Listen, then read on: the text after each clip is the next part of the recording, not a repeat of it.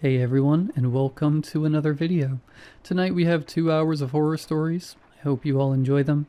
If you do, please be sure to drop a like rating. Let's see if we can reach 1,200 likes on this one. I think if everybody took just a quick second, we could get there. Subscribing if you are new is also very much appreciated. We are only about 200 subscribers away from hitting 130,000. So if you want to help me hit that before the end of the year, I'd really appreciate that as well. Anyways, sit back, do whatever it is that you do to relax, enjoy the horror stories with no mid-roll ads, except for the ad right after this intro. There won't be any more ads after that one. And as always, I hope you all have a great night.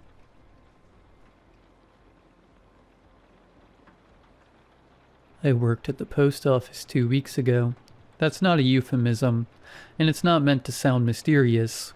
I've been there since I was 21, sorting, scanning, moving things from one place to another so other people can forget about them.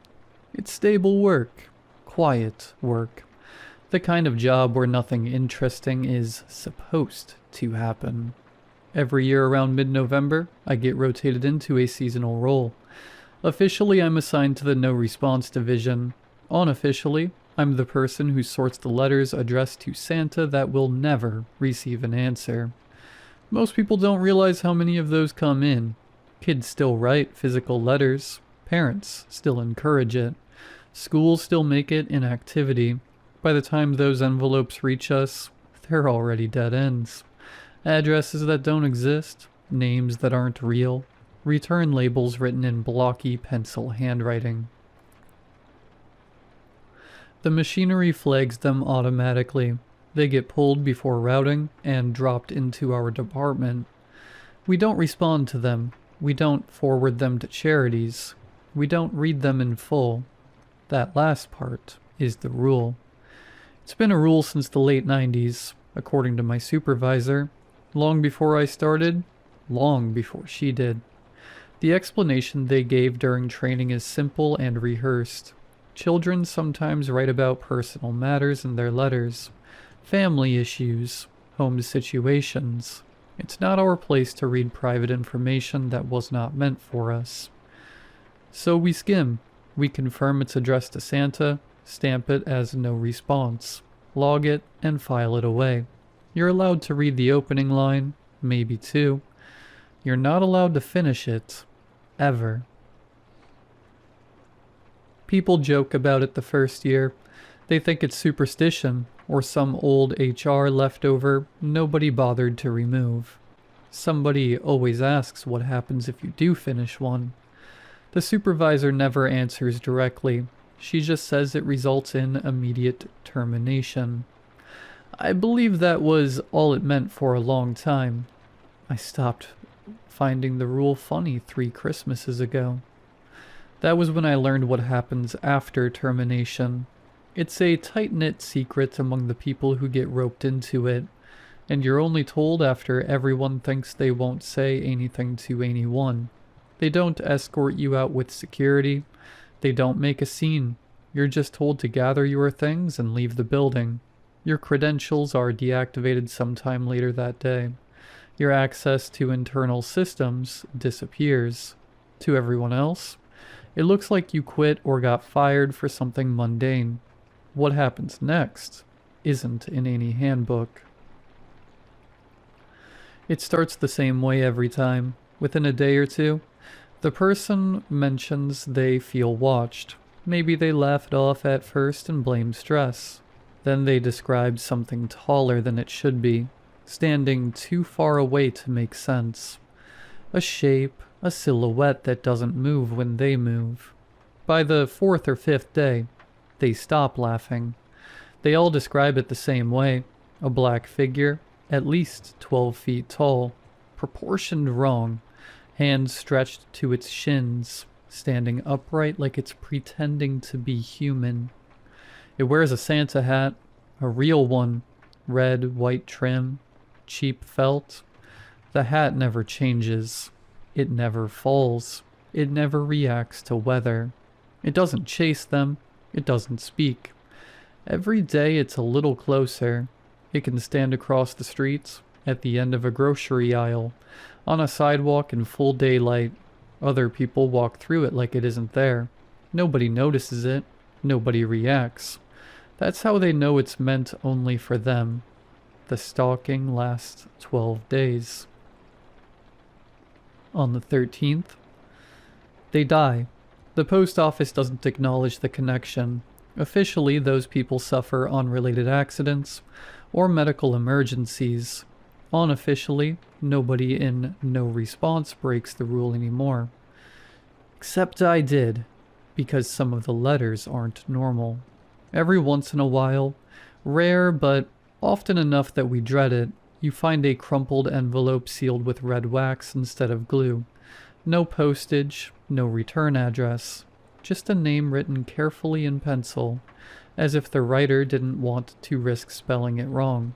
Those letters are the reason the rule exists. We're meant to set them aside in a locked drawer and alert supervision immediately. No logging, no scanning. They are taken at the end of the month. Every single one of them is addressed to Santa. I'd seen 11 in my entire career before last week. The 12th had my nephew's name on it. Same first name, same last name. Even the way the pencil curved on the first letter looked wrong in a familiar way. My brother has a 7-year-old son. He writes his name the same way on birthday cards. Too big at the front, trailing smaller letters like he gets tired halfway through. I didn't open it right away. I stood there for a long time, staring at the seal, telling myself coincidences happen and kids share names. I told myself that red wax meant nothing, that plenty of children have uncles who work at the post office. I used a sick day and left immediately and drove straight to my brother's house. He laughed when I told him the envelope, told me I was overthinking it, said his kid probably found his wax stamp he used for work, and wanted to be fancy. When I asked if his son had written a letter to Santa recently, his smile faded just a little. He said yes, but he didn't see anything alarming, just the usual stuff. Toys, candy, video games. He asked why I cared so much. I didn't have an answer that didn't sound insane. That night, I dreamed about the drawer at work. It was open, and the letter was gone. The next morning, I broke the rule. I told myself I'd only read enough to confirm it wasn't really his. I told myself I'd stop if it got personal. I told myself I wouldn't finish it. I was wrong. The letter was written in pencil, neat but deliberate. No spelling mistakes, no childish phrasing. It thanked Santa. It thanked him for the last gift, not for toys or games, but for a piece of candy that had made Mommy stop crying. It said Santa had been right, that doing the bad thing worked, and nobody knew. It promised that this time would be even better, that stealing wouldn't be enough, and hurting animals felt too small now that he understood what Santa really wanted. It listed sins like chores. It ended by asking what Santa wanted next, because Christmas was coming and he wanted to be a good boy. I don't remember putting the letter down. I only remember my supervisor standing behind me, telling me to hand over my badge. She didn't argue. She didn't yell. She looked tired, like she'd seen this exact situation before and hated it every time. She told me I was terminated for violating confidentiality policy, and that I needed to leave the building immediately. She didn't warn me about anything else. I didn't leave work right away. I sat in my car in the parking lot for almost an hour with the letter in my lap. I kept expecting someone to knock on the window and tell me this had gone far enough, that whatever point they were trying to make had landed, and I could come back inside. No one did. People clocked out as time went on, walked past my car without looking twice. I drove to my brother's house because there wasn't anywhere else it made sense to go. He answered the door with his son still awake behind him, cartoon voices echoing down the hallway. The normalcy of it. made what I was holding feel obscene, like I'd brought something diseased into a clean room. I asked if we could talk privately. He hesitated, then stepped outside with me, shutting the door behind him. Why are you holding Lucas's letter? We were standing on the porch. The light above us flickered every few seconds. I hadn't noticed it doing that before. It came to my work, I said. I need you to read it. You open my kid's mail? Yes, but you'll understand when you open it. That made it worse somehow. He took the envelope from my hand and turned it over, frowning at the wax seal. What is this? Some kind of joke? Seriously, read it. He broke the seal with his thumb and started scanning the page. I watched his eyes move, line by line. When he stopped, he stared at the paper like he'd lost his place. This isn't funny, he said. I know. He folded the letter once. Did you write this? No. Did you put him up to this? No. You really expect me to believe this came from a real... He stopped himself, laughed once, sharp and humorless. You can't be serious, Matt. I got fired today. I wouldn't risk my job for something like this. That doesn't help. I tried not to read it. I wasn't supposed to. But when I saw his name... You're talking about rules again, he said. That stupid Santa rule you're always on about this time of year. It's not stupid, I said. It's a thing for a reason. So now my son is the reason? His voice was louder now. Behind him, the TV laughed on cue. You think my son is hurting people? No, I said quickly. I think someone is asking him to. He stared at me, waiting for a grin that didn't come. You're sick, man, he said finally after staring daggers at me. It's been happening to other people. Co-workers. Once you finish one of these letters I took... This is enough. You don't get to come into my house and say ridiculous stuff like this. Just listen to me. Just for once, can you... You need help, Matt? Seriously, you're crazy. There's a thing. My voice dropped without me meaning it to. It starts watching you. Tall. Wears a Santa hat. 12 days and then... Get out. Don't talk about my son like that. Don't talk to me unless you get your stuff together. I'm not talking about him, I said. I'm talking about what's coming.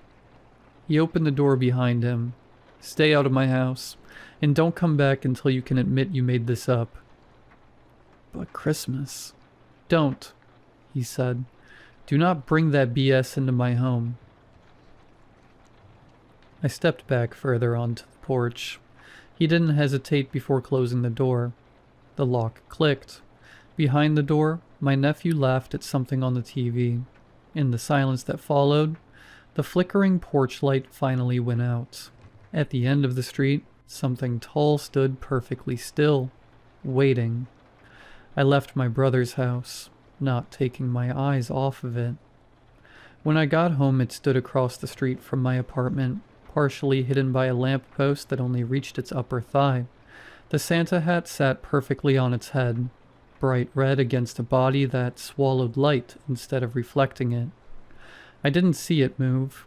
I watched from my living room window until my eyes started to hurt, until my reflection layered itself over the dark glass and made me doubt the shape even existed. When I looked away and looked back again, it was still at the end of the street, standing just past the stop sign. Cars drove past it without slowing. Headlights cut through its legs and came out the other side unchanged. A woman jogged directly through the space it occupied. Earbuds in, breath fogging in the cold air. She never noticed the height of the thing she'd passed. That night, I didn't close the curtains. I wanted to know if it would approach while I slept, if it only moved when I wasn't looking. It didn't move. The Santa hat was the brightest thing on the street. On the second day, it was closer. It stood across from my building beneath a street lamp. The light didn't reveal anything, only traced its outline like something pasted onto the world. I left early, before sunrise, telling myself that if I passed it quickly enough, I could prove it couldn't interact with me. As I walked by, I felt pressure behind my eyes, like I was remembering something I'd forgotten. It lasted less than a second. When I turned, it was still behind me. That night, I dreamed of red wax softening in my hands. On the third day, it was in the parking lot. It stood between my car and the exit. I walked around it without stopping. I remember feeling angry more than afraid. Angry that it was allowed to exist like this, violating the basic rules of proximity and consequence. A man leaned against my car to tie his shoe. His shoulder passed through its leg without comment. For a moment, by habit, I drove toward the post office before remembering I no longer worked there. On the fourth day, it began appearing indoors.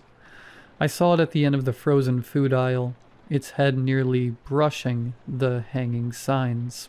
People pushed carts through it. A child ran past me laughing when the cold air hit their face. I left my groceries and walked out. That night, Christmas music started to feel like a warning. On the fifth day, it followed me to my brother's street. It stood on the sidewalk in front of his porch, feet almost touching the step. I watched my brother walk through that space later, holding his son's hand. Not slowing, not noticing. The porch light turned on. The door closed. The thing didn't leave. On the sixth day, I stopped trying to explain.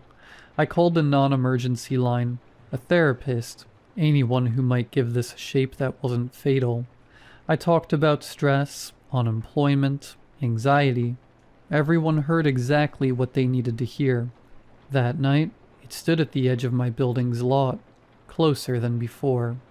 I closed the curtains for the first time and still woke up convinced something brushed the walls. On the seventh day, it was in the elevator to my apartment. The doors opened and it was already there, folded just enough to fit. A woman stepped in beside me and leaned against its leg without realizing it, frowning slightly at the unexpected cold. I got off 2 floors early. The rest of the ride creaked like it was carrying more weight than it should. On the 8th day, it appeared in reflections first, in the dark screen of my phone, in the microwave door, always behind me. When I turned, it was in the room where it needed to be to remain just out of reach. I never heard it breathe. On the 9th day, it stopped giving me space. I turned corners and almost walked into it. I started holding my hands out in front of me, afraid of colliding with it like misplaced furniture. That night, it stood at the front of my bed and leaned forward just enough to make the Santa hat dip. I didn't sleep. On the 10th day, I tried to leave the city. I drove until the roads thinned and the lights fell away. I locked myself in a rest stop bathroom just to breathe. It waited by the sinks. I turned around and went home. On the 11th day, it no longer followed me. It waited in places before I arrived, positioned where it made sense, as if it had always been a part of the layout. If it has eyes, I never saw them. If it has a face, I don't think I would survive seeing it. On the 12th day, it stood in my bedroom. Not at the foot of the bed. Closer. It bent at the waist until its head filled my vision. I smelled wax. I smelled paper. The Santa hat slid forward just enough that I thought I might finally see what was underneath. Then it folded itself back into the corner, impossibly small, and waited with me until morning. Tomorrow is the 13th day. He's standing just a few feet in front of me now. I'm going to die tomorrow night. I need help. Anything. Please.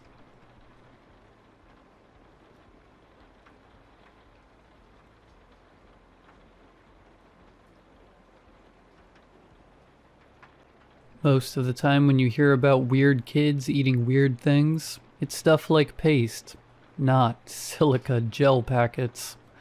But growing up, that's exactly what my childhood best friend Ellis would do each day. I still remember the day that we first met in grade 1. I was sitting out in the schoolyard during recess, on the one day that my mom forgot to pack me a snack. Ellis saw me without anything to eat and, without me even asking for anything, handed me a packet of salted pretzels. I smiled awkwardly, stuffed it in the bottom of my school bag, and then told him apologetically that I don't like pretzels. We both started laughing, and the friendship grew from there. Ellis shared a lot of interests with me, in that we were both geeky and bookish types, who loved sci-fi movies and fantasy novels. We would spend hours talking with each other about our favorite fictional characters.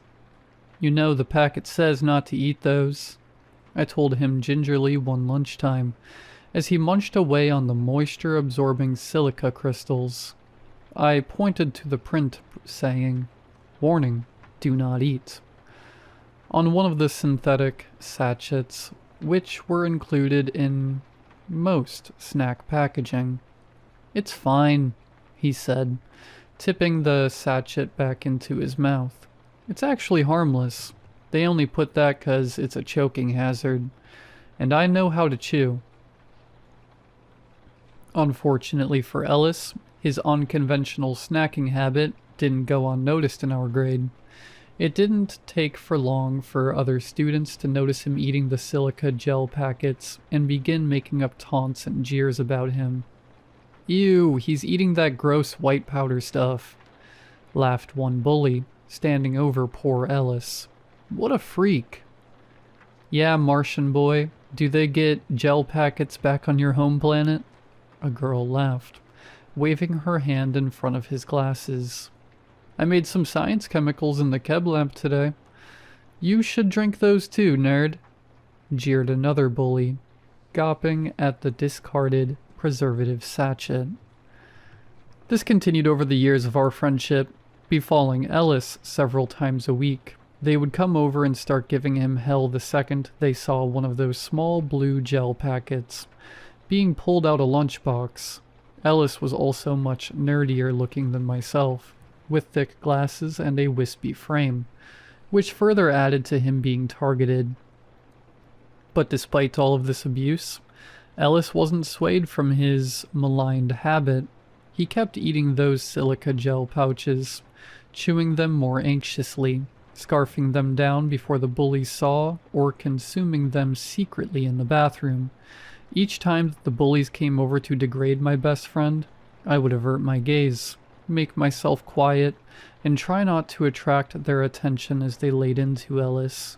It was clear from my behavior that I was embarrassed by my friend's eating quirk.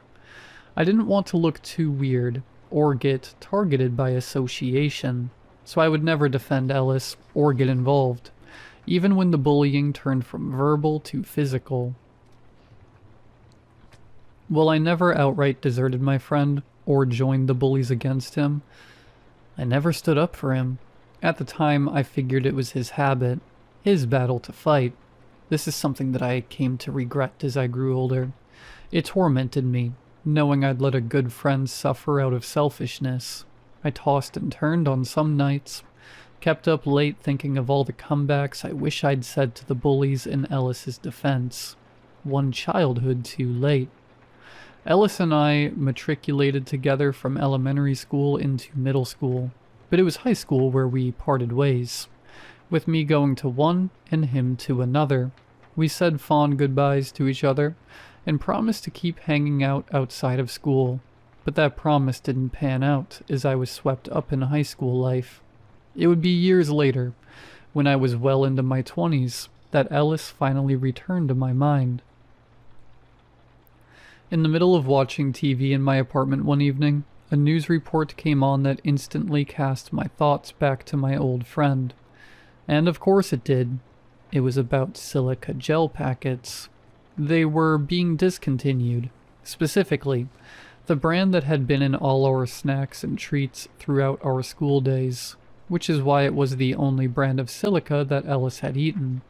According to the news report, the brand, Crystal, were being discontinued due to severely toxic substances present in them. The news reporter's words chilled me to my core. They're a simple part of food packaging designed to keep our food dry, but the question is, are they truly safe? Not those from this local producer of them. It is being alleged that Cristal silica gel packets were created with scientific waste products, which were not thoroughly understood by researchers at the time.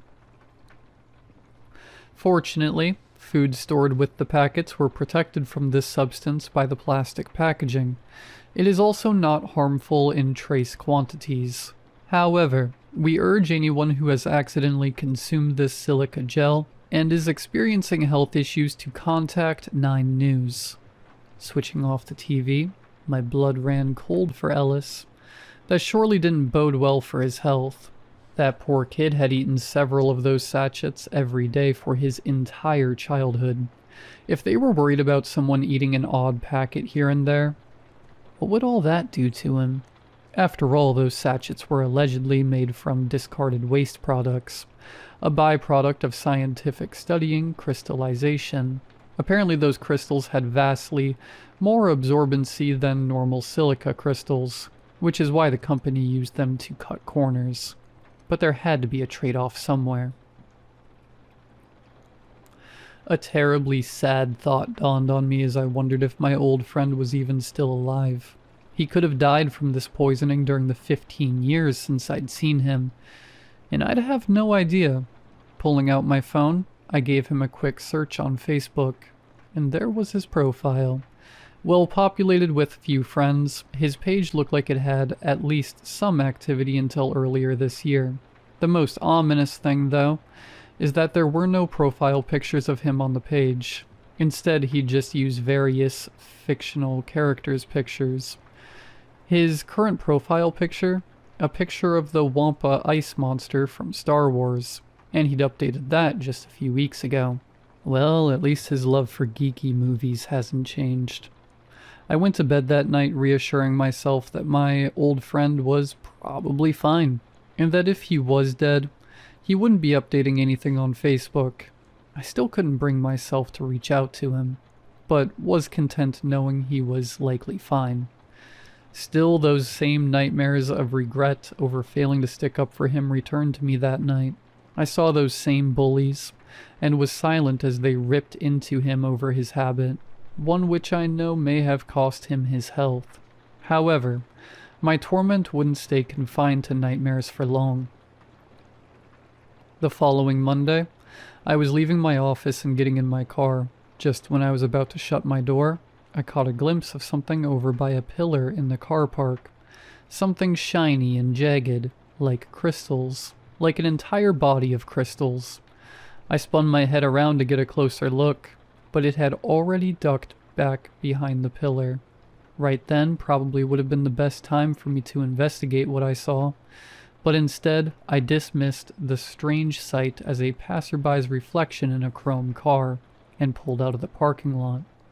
I didn't see the crystal creature in my workplace parking lot again, but this didn't bring me comfort because, instead, I now started seeing it on my various car rides back home. First on the street outside my office building, then at the intersection further down the road, then at the bus stop past the intersection, then in an alley further into my route. I never saw it for more than a few seconds in the evening dark, but it was unmistakable now. There existed some kind of stealthy humanoid creature, completely encased in sharp crystals, and even worse, day by day, it was following me home. I had only seen that glint of synthetic crystalline substance in one place before, but I'd seen it every day for years, and that was in the silica gel packets Ellis would dig into daily. I could put 2 and 2 together, the news report about my friend's crystal snack being toxic, and the strange crystal monster stalking me. Again, I jumped online at home and started looking old schoolmates up, but this time, instead of Ellis, it was the names of the kids who had bullied him. Their little gang had been made up of about 5 people, and it only now occurred to me that I hadn't heard anything concerning them for years. Searching each of their names, I was shocked to see obituaries.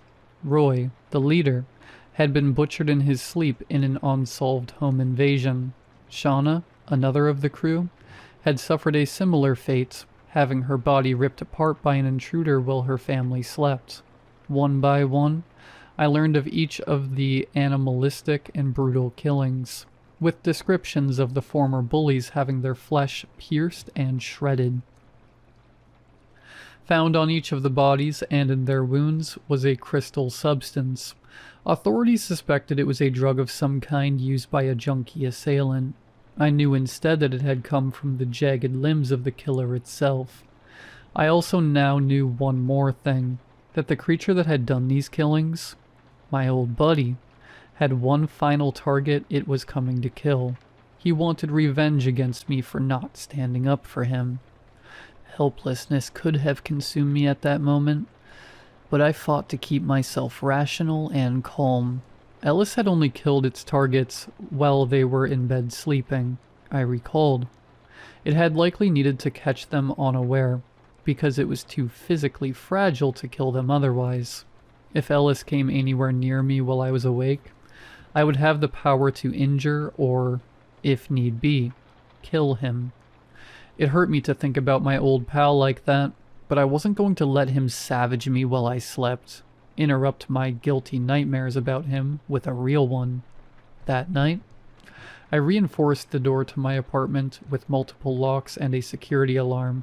I also made the doorman aware of a deformed intruder, which may attempt to force its way up to my apartment, leaving out the part about being a literal crystal monster, of course. Finally, I left a baseball bat near my bedside table. One hit from that would turn my vengeful, monster-fied friend into a pile of glass. I don't know how I managed to doze off that night, knowing what lay outside coming to kill me, but I somehow did, revisiting my standard, regretful dreams. This time I was one of the bullies, joining in on insulting Ellis. In his eyes, I might as well have been. Suddenly I was startled awake by the sound of a cupboard door slamming. It was my closet door. I looked up, eyes groggy in the lamplight, and finally saw him up close. Ellis. The creature was horrific, composed of flesh warped into numerous white crystal shards, jutting from his body at all angles, as if he'd been frozen in ice stalactites. But these would never melt off. Underneath the translucent white, I saw nothing of his long, encased original body. As it approached my bed, I tried to put my plan into action, but my bat was only knocked to the ground by my shaking hand.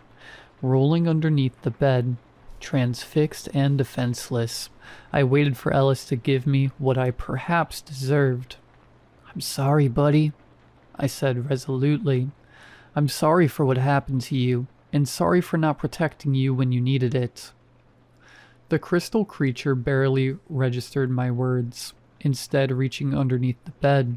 Was he going to bludgeon me with my own bat?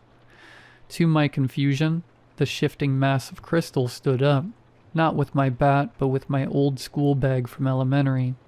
I'd held on to that for years out of sentimentality. Realization began to dawn on me as its jagged hand rummaged in the bag before pulling out a very old packet of pretzels. Those sharp hands tore the packet apart with ease, scattering pretzels on the ground, and plucked it out. The last, Christelle's silica gel packet in existence. I watched with awe as it shoved the sachet's contents into its mouth, like Ellis had every recess, and munched it with crystal shard teeth. This entire time, it had wanted that discontinued silica sachet, not to violently kill me like Ellis bullies.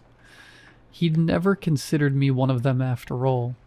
With his one purpose sated, this unearthly being my friend had mutated into shambled backwards.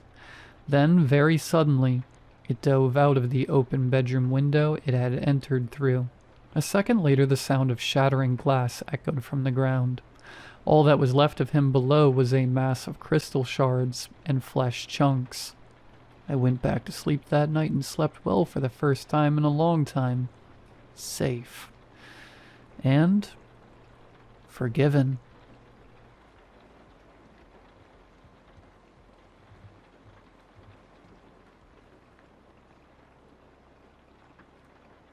I've been tracking elk in this part of the country for 20 years. I know the difference between a staggered gait caused by a lung shot and the frantic sprint of a gut-shot beast. I know how blood oxidizes on frozen moss. I know that when you put a 180-grain bullet through the boiler room of a bull elk, it dies. It might run 100 yards, adrenaline pumping the last of its oxygen, but it dies. That's the contract. You pull the trigger, physics take over, and the animal becomes meat. But the thing Hayes and I were trailing up that ridge broke the contract. We were 3 days deep into the timber, miles past the old fire breaks, where the weekend warriors stop to drink beer and pretend they're outdoorsmen. It was just Hayes and me, the gray sky, and the silence that hangs heavy in the deep woods. The kind of silence that feels less like absence of noise, and more like a held breath. We spotted the bull at dawn. It was magnificent, a heavy 6x6 rack, dark mane, breath steaming in the frigid air. It was standing in a clearing of deadfall, chewing lazily on lichen. Hayes took the shot. He's a surgeon with a rifle. I watched through the scope as the impact rippled through the elk's shoulder. The animal bucked, legs kicking high, and scrambled into the dense hemlock. "Solid hit," Hayes whispered, cycling the bolt. Pink mist. Lungs. We waited the requisite 30 minutes to let it bed down and bleed out. When we walked to the impact site, the snow was painted with bright, frothy blood. Arterial spray. Textbook kill. We found the first anomaly 100 yards in. The blood trail didn't thin out. It remained a thick, crimson ribbon, far more fluid than a single animal could possess. But it was the tracks that stopped me. "Miller?" Hayes said, his voice tight. He was kneeling by a patch of mud near a creek crossing. "Look at the spread." I crouched beside him. The elk's hoof prints were there, deep in the mud, but the stride length was impossible. Between the last step and this one, the animal had cleared nearly 15 feet without jumping. There were no impact marks, no skid of dew claws digging in for traction. It was as if the animal had simply extended its legs to unnatural lengths to step over the gap. "Adrenaline," I said. Though I didn't believe it, it's running on pure fear. "Elk don't stretch like that, Miller. Nothing does." We kept moving. The sun began to dip, casting long, bruised shadows through the trees. The temperature dropped, freezing the mud into jagged ridges. The second anomaly appeared 2 miles later. Usually a wounded animal heads downhill, towards water and thick cover. It takes the path of least resistance. This thing was climbing. It was heading straight up a scree field, a 40-degree incline of loose shale that would break a horse's leg. And the blood had changed. It was no longer bright and frothy. It was dark, almost black, and it smelled wrong. Not like copper and iron. It smelled like bile and wet limestone. "I don't like this," Hayes muttered, looking up the slope. The wind was picking up, whistling through the dead pines. "It's leading us. It's dying, Hayes. It's confused." "It's not confused. Look at the trail." He pointed. The blood trail wasn't erratic. It was a straight line. Perfectly straight. The animal hadn't stumbled once. We pushed up the scree, our boots sliding on the loose rock. When we crested the ridge, the light was failing. We entered a dense stand of old-growth spruce, the canopy so thick it choked out the sky. It was dark in there, a gloom that felt heavy and pressurized. That's when we heard it. It wasn't a bugle. It wasn't the distress cry of a dying animal. It sounded like wet wood snapping, magnified 100 times. Crack. Splurch. Ahead, I signaled. We moved slowly, rifles shouldered. The smell hit us first, a wave of rot so potent it made my eyes water. It smelled of musk, yes, but underneath that was the sickly sweet stench of ancient, fermented meat. We found the elk standing in a small clearing, facing away from us. It was motionless, its head hung low, the massive rack of antlers swaying slightly in the breeze. But something was wrong with the silhouette. It looked too tall, the proportions were skewed. "Drop it," I whispered. "Finish it." Hayes raised his rifle. "Miller, look at the knees." I adjusted my scope. The magnification brought the animal's hind legs into sharp relief. The knees were backwards. Not just dog-legged like a quadruped, but inverted entirely, bent sharply upward, and there were too many of them. The leg didn't go hip, knee, ankle. It went hip, joint, joint, joint, ankle. The legs were segmented, like the limbs of a harvestman spider, folded up under the body to stimulate the height of an elk. As we watched, the creature shifted its weight. A sickening, wet clicking sound echoed through the clearing. The elk rose. It didn't just stand up, it unfolded. The segmented legs extended, lifting the torso 7, 8, 9 feet into the air. The skin on its flanks stretched tight, translucent and tearing, revealing the underneath, the hide. There was no muscle, no organs, just a cage of white, wet bone, and gray sinew moving in a complex, clicking geometry. "That's not an elk," Hayes breathed. The creature's head, still wearing the skin and antlers of the bull, swiveled. It didn't turn on the neck. It rotated 180 degrees with the sound of grinding gristle. The eyes were gone. The sockets were filled with the same dark black fluid we had been tracking. It saw us. Hayes fired. The shot roared, the muzzle flash illuminating the clearing for a split second. I saw the bullet hit the chest. The hide puffed out, but there was no impact tremor. The creature didn't flinch. It simply absorbed the energy, the loose skin rippling like water. Then it moved. It didn't run. It scuttled. The multi-jointed legs moved with a horrific, frenetic speed, tearing up the earth. It closed the 40 yards between us in seconds, moving in a low, zigzagging blur that the eye couldn't track. "Run!" I screamed, backing up and firing blindly. Hayes didn't run. He froze. It's a reaction I've seen in greenhorns, but never in a veteran. His brain simply couldn't process the biology coming at him. He stood there, rifle half raised, mouth open. The creature didn't bite him. It didn't gore him. It collided with him. The long, spider-like legs wrapped around Hayes, not crushing him but pinning him. The creature's torso collapsed onto him, the elk skin draping over him like a wet blanket. I heard Hayes scream, a sound that quickly turned into a wet gurgle. I turned and ran. I ran with the reckless abandon of prey, tearing through brambles that sliced my face, stumbling over roots, sliding down the scree field we had climbed an hour ago. Behind me, the forest was filled with sounds that will never leave me. It wasn't the sound of eating, it was the sound of rearrangement. The wet snapping of bone, the popping of cartilage being forced into new angles, and underneath it all, a low chittering sound, like 1,000 insects vibrating in a hollow log.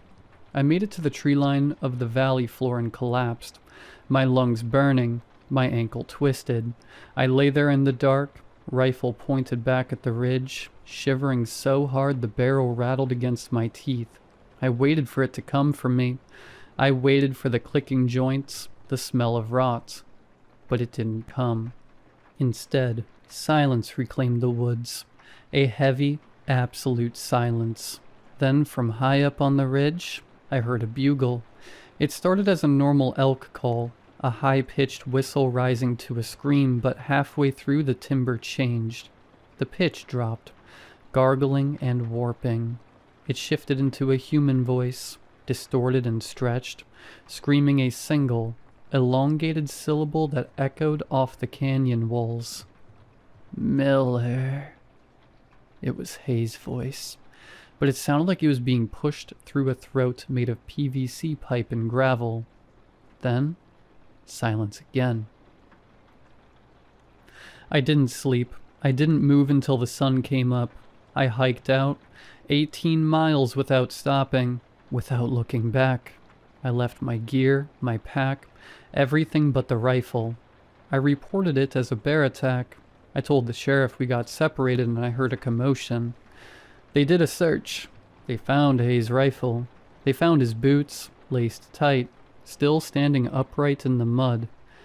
But they didn't find Hayes, or rather, they didn't find a body. They found tracks. The search and rescue lead, a guy I've known for years, pulled me aside at the trailhead a week later. He looked pale, shaken.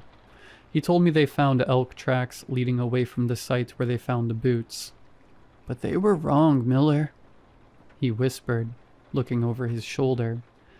The tracks, the stride was huge, 20 feet between steps, and the weight, the depth of the prints suggested the animal weighed 2,000 pounds. He paused, swallowing hard. And Miller? The tracks, only 2 of them were hooves. The other 2? The rear ones. He didn't have to say it. I knew. They looked like hands, he whispered.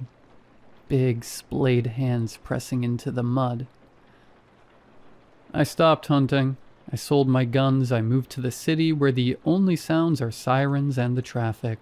But sometimes, when the wind blows right, coming off the mountains in the west, I can hear it. I can hear the clicking. And I know that somewhere up on that ridge, there is a stag with too many joints, walking through the timber on legs that shouldn't exist. And woven into that cage of bone and rot, there is a part of it that remembers my name.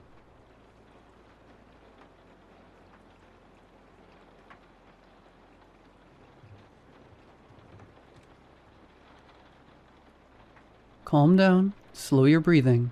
You need to slow down and think. My panic subsided. The sound of my heart pounding in my ears dissipated as my body focused. My ragged breathing became calm and measured. The gentle lull of the water's currents flowed past as the muffled silence of the sea closed in around me. My air tank read just under 10% left. Damn, I'd been sucking air like I was running a marathon. My left hand gripped the anchor line, leading back to the inflatable dinghy waiting on the surface. Down below, the prow of the ancient shipwreck stared up at me, partially obscured in the shadows of the bottom of the sea. 50 feet to the surface. 50 feet to escape. I checked my watch. 40 more seconds until the decompression break is over. 40 seconds until I can resume my slow ascent.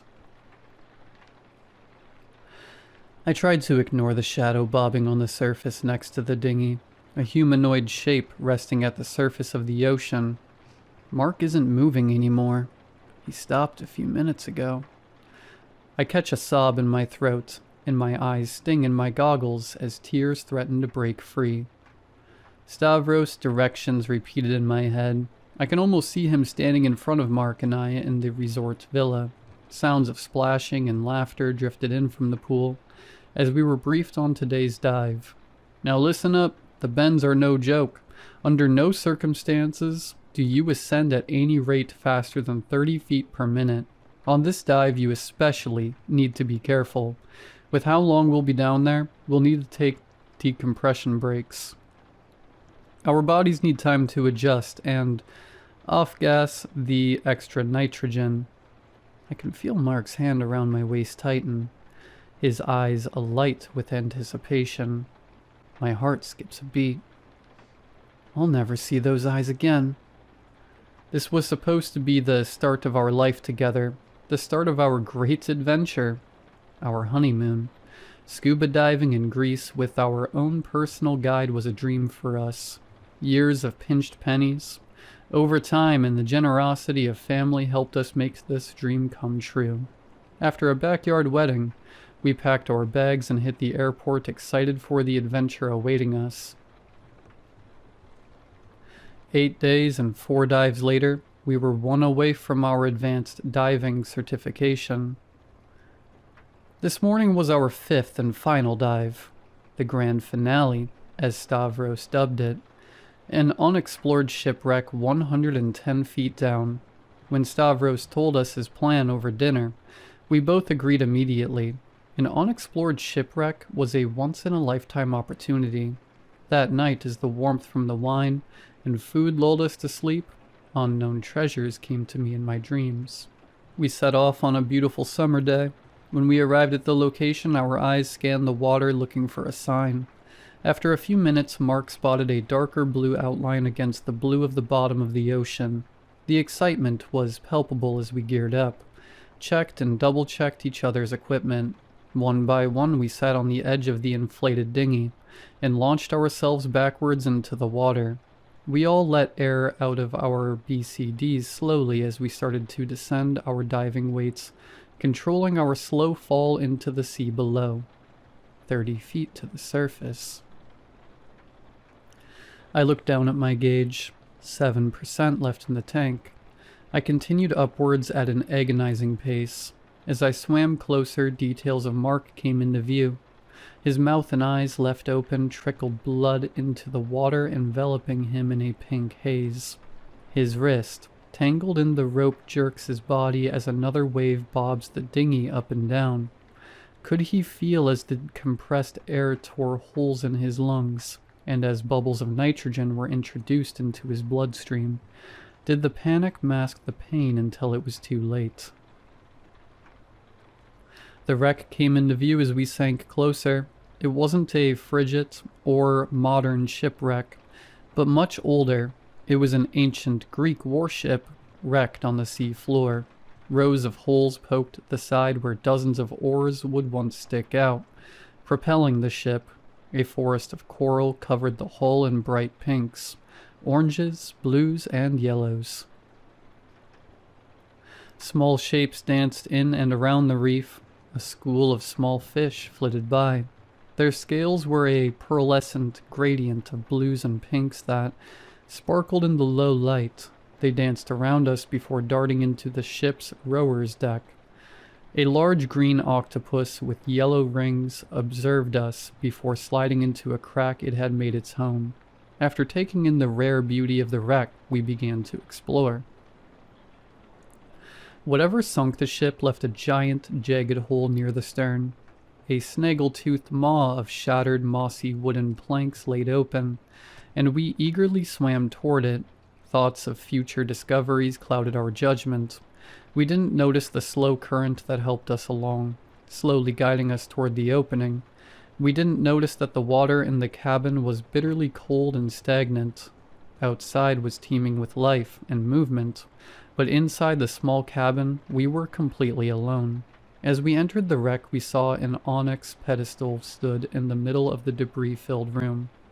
Covered in broken planks and shattered ceramic, it stood 4 feet tall and 2 feet wide. We could barely see the sparkle of intricate gold carvings on its surface. Stavros, Mark, and I got to work moving aside planks in a hurry to lay eyes on the discovery.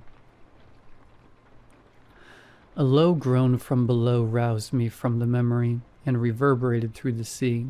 The temperature dropped as the sunlight dimmed.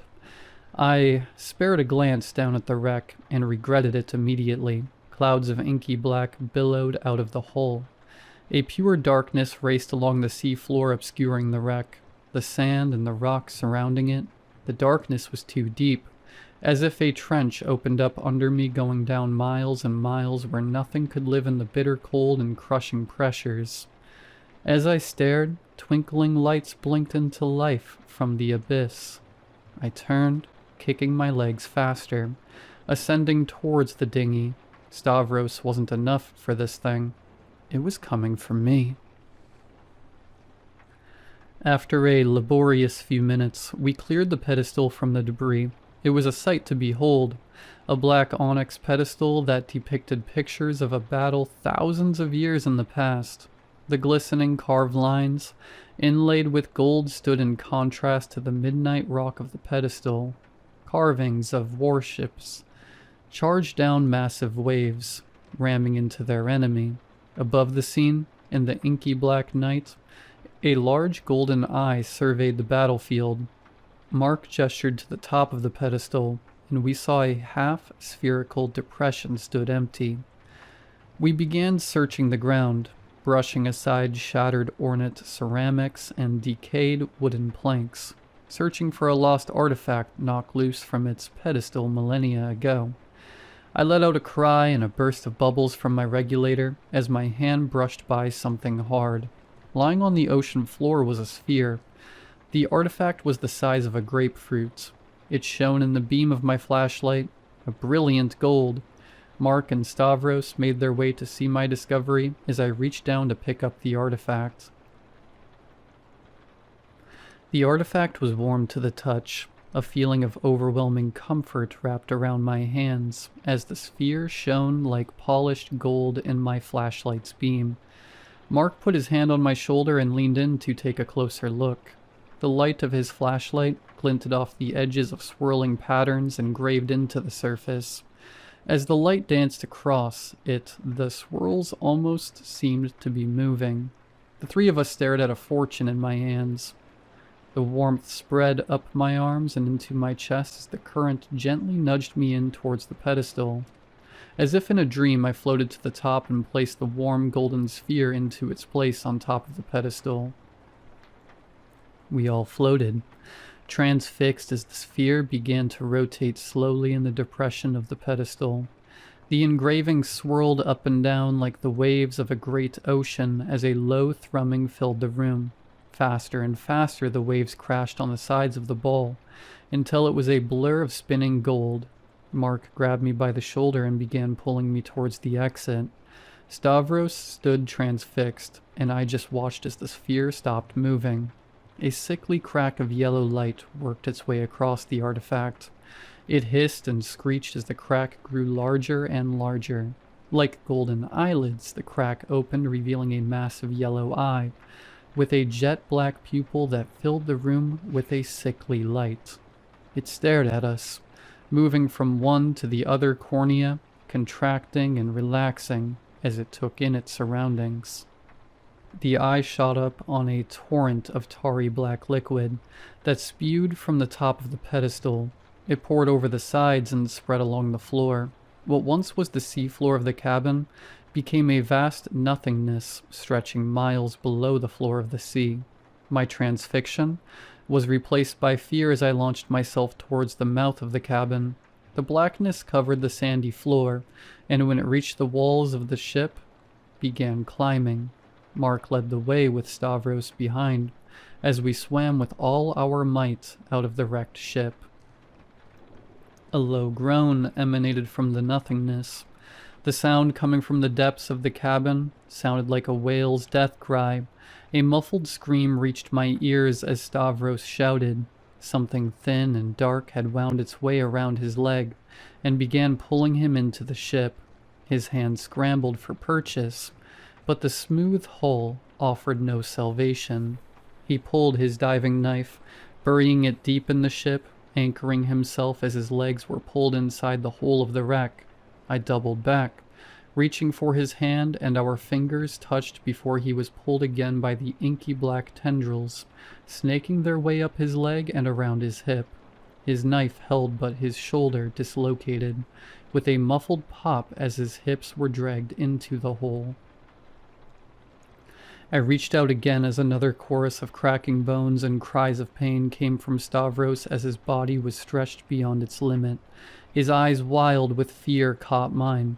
His hand could no longer hold on under the tremendous pressure, and his scream echoed through the sea as he disappeared into the blackness of the wreck. I screamed as I turned around and swam as fast as I could up and away from the wreck. "Now listen up. The bends are no joke." Stavros' words rang in my ears, and I looked forward in horror. Mark hadn't stopped to help. He was already 30 feet above me, kicking as fast as he could towards the surface. I yelled again in a rush of bubbles, but he couldn't hear. I could see the panic in his body. Nothing I could do would stop his suicidal ascent. All I could do was watch as Mark slowly killed himself. Every panicked foot he swam towards safety. The pit in my stomach grew as I checked my instruments and began my slow ascent. 20 feet to the surface. The ocean has grown frigid cold as the clouds continue to cover the sun. The waves tossed Mark's body and the boat back and forth. Below me the darkness had spread. It continued to reach up, getting ever closer toward me. I kicked my feet furiously, ascending as fast as possible. 10 feet to the surface. I could feel the gaze as the yellow eye stared into my back. I saw its sickly light reflecting off my instruments. I felt a swish below me as something grazed my flipper. I have no time to look back. 5 feet to the surface. Something tangled itself around my left flipper and pulled down hard. I kicked back, and the flipper was yanked free. Ice crystallized in my mask, and my joints screamed out in pain as my body reacted to my fast ascent. Mark's body and the dinghy were almost within reach. Then I was face to face with Mark. His eyes, gray and lifeless, stared deep into mine, the same eyes that teared up on our wedding day as I walked down the aisle, the eyes I was going to grow old with. "I'm sorry." I climbed, hand over hand, using Mark's scuba equipment as a handhold.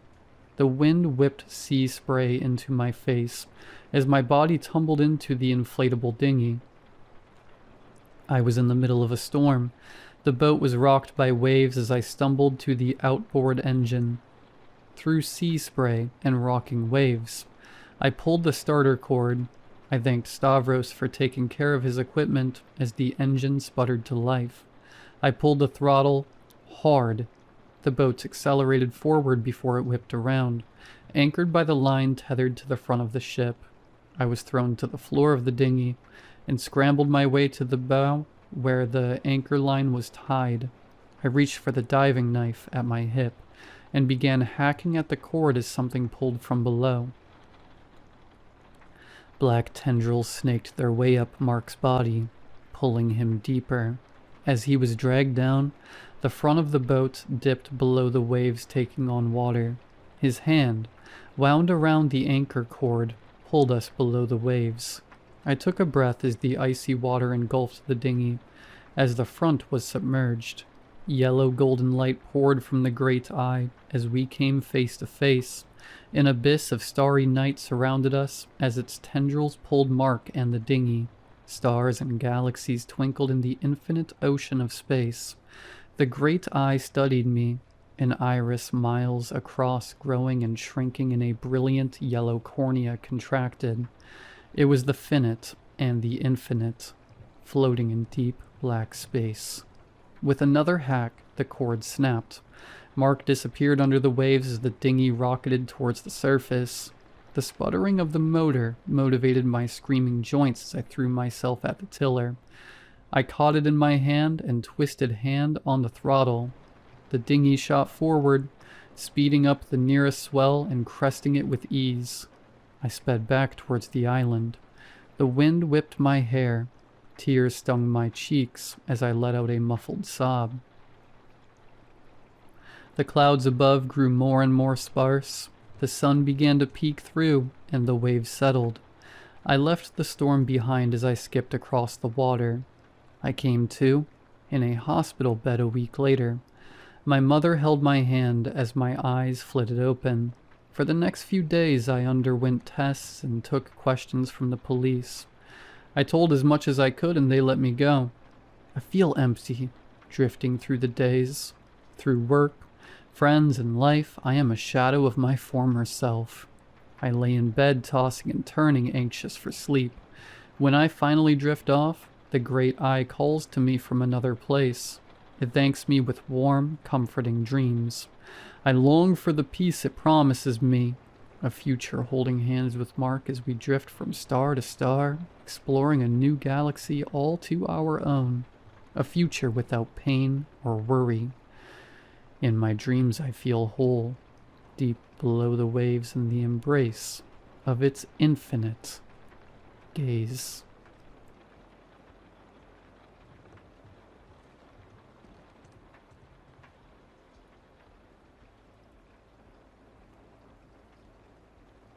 You see, I'm quite ill. So ill that my husband has hired an entire staff to tend to me in the house, because there is so much I cannot do anymore. Every morning, one of my attendants wakes me up and brings me my breakfast and my medication. So many pills that I have to take.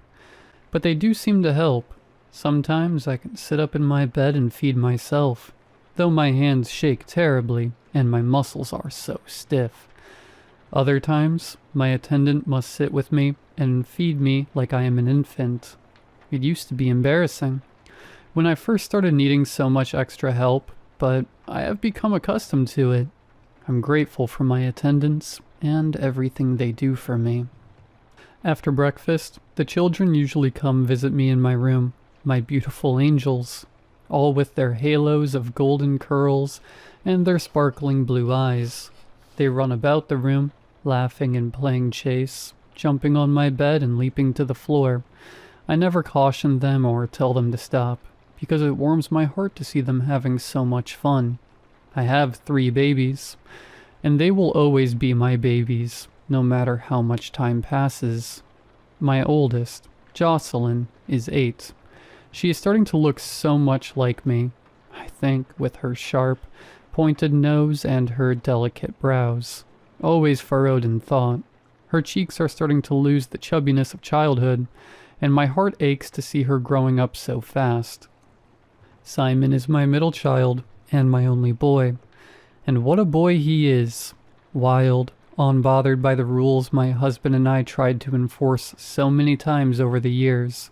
He has my full, pouty lips, and I can tell that when he is older, he will have his father's strong brow and jawline, and he's only 6 years old.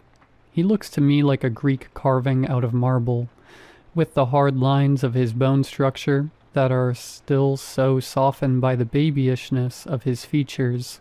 But even he looks so grown up to me now. My youngest is Evelyn, and she's only 3. She has such a sweet, cherubic little face, with her impossibly long eyelashes and her rosy, chubby cheeks. She cannot run as fast or jump as high as her siblings, but she tags along as quickly as her little legs will carry her. She still cuddles with me the most, curling up next to me in my arms when I take my naps. Before lunch, the sweet smell of her hair fills my nose and sends me off to sleep so peacefully. When the children aren't tearing around my room like whirling dervishes, they often go out to play in the garden. Jocelyn and Simon are always so gentle with Evelyn and always make sure to wait for her to catch up. I'm so lucky to have such sweet babies who love each other so much. I used to be able to join them in the garden before I got sick, and sometimes it makes me sad that I'm stuck inside, in my room. I have a rotating cast of attendants who stay with me each day, understandably so, since I imagine that they all have families to get home to once their shifts caring for me are done. My husband has insisted I have care around the clock, so I have 3 different attendants each day for each shift: morning, evening, and overnight. My attendants help me shower every morning and help me get dressed each day. It means so much to be able to wear clean, fresh clothes every day, and not rot away in bed wearing the same gown for days on end. Tiffany, who is one of my favorites, will brush out my long hair and do it up in a lovely French braid for me. I only see her twice a week, though, and the other attendants don't seem to want to bother with my hair. It can become quite tangled by the time Tiffany comes again, and she will spend so much time patiently and gently teasing the knots from my hair. Sometimes she'll murmur as she combs and braids, "Miss Margaret, where are those beautiful babies of yours?" I always tell her they must be elsewhere in the house, perhaps playing with their dollhouse or sprawled in the playroom reading books. Tiffany always clicks her tongue and doesn't say anything to that. Of course, in addition to my attendants, I have my doctors. Dr. Phillips is a tall, thin man with graying hair cropped close and big, thick-framed black glasses that always look precariously close to sliding right off the end of his long nose. Dr. Phillips comes to see me every day after lunch to check on me and ask me how I'm feeling. He usually gets the same answer from me every day. Dr. Wilcox, who told me that I can call her Jennifer, is a doctor for my feelings. That's how she explained it to me when we first met. She said that being sick can bring up all kinds of negative feelings, and she wanted me to feel comfortable sharing with her if there was anything I was struggling with. She never makes much headway with me. I'm always too tired after talking to Dr. Phillips to answer any of her questions. Sometimes I do answer her questions, and she gives me a peculiar look and jots down in her notebook. I don't know what she does with that notebook after she leaves my room, but I think I'd like to read it someday. Everyone who cares for me wears a uniform. I guess it's mandatory for the agency that my husband hired them from. The only person who comes to see me who never wears a uniform is my friend Allison. Allison always brings her dog, Fig, who is a huge auburn-colored golden retriever. The first time I met Allison and Fig, I could tell Allison was a little apprehensive. She held Fig's leash tightly in her fist, though you wouldn't guess it from how the leash dangled with plenty of slack. But I noticed these things. Allison said something under her breath to one of my attendants as Fig approached me in the chair.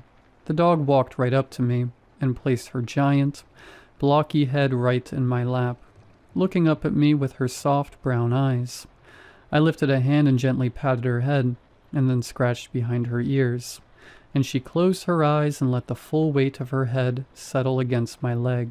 I saw Allison's grip on the leash relax, and I heard her quietly mutter, "Figgy is a great judge of character," to my attendant, who shrugged his shoulders and then looked away, almost irritated. After that first meeting, Allison has brought Fig to visit me each week. If I'm in bed, Fig will jump up and lie beside me, warming me with her silken auburn fur. Allison will always pull up a chair and sit next to me, and she always makes small talk about the weather or tells me a funny story about what Figgy has gotten up to since the last time we met. Allison even reaches out and holds my hand sometimes, and gives me a knowing look. She once asked me why I'm sick, and I told her it was better for both of us if she didn't know, but that didn't scare her away. One day, that same attendant, who was there during my first meeting with Allison and Fig, pulled up a chair rather close to me and Allison than he normally would, and opened up a newspaper to read. The big headline on the front read, "Father of children missing for 3 years petitions to have them officially declared dead." A sad story, to be sure. A picture of the father with his children, all beaming at the camera, took up most of the front page. My husband has to travel so much for work that he is rarely able to visit with me. When he does, he often meets with my doctors, and they discuss things in hushed tones. I catch snippets as they speak. No progress, no new information, different medication.